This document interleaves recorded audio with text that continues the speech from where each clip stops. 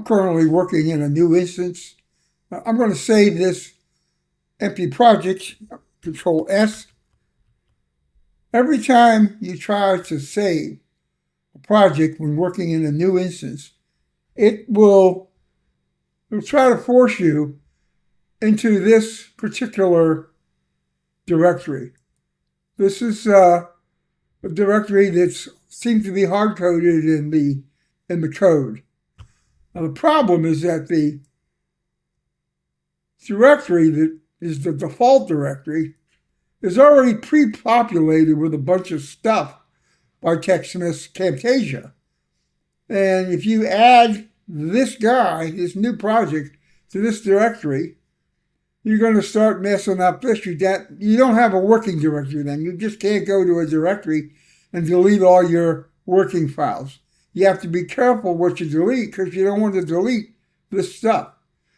So, and if you don't catch this as it happens, and you don't automatically redirect this thing to another directory, over time you'll collect a bunch of orphaned projects here.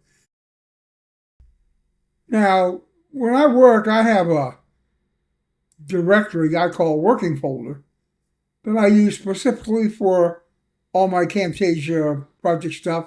That way, even though I can populate it with a lot of stuff, when I'm finished, I can just go delete everything in here if I don't want it anymore.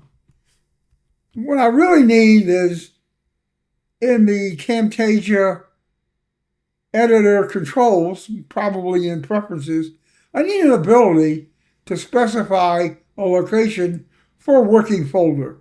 That I don't want to keep dumping stuff accidentally into these directories. And here's an example of another problem that happens. If you accidentally put a new project in this default directory, when you go back to look at it in this guy, you will often get an indication that it's not a standalone folder, so it doesn't stand out when you go to look for projects to delete. It's really difficult. In this case, there clearly was a project, but it's not marked as standalone. I don't know why. What I need is the ability in preferences to specify a working folder like this so that a new save project in a new instance will always go to my working folder and not this default folder that seems to be hardwired into Camtasia.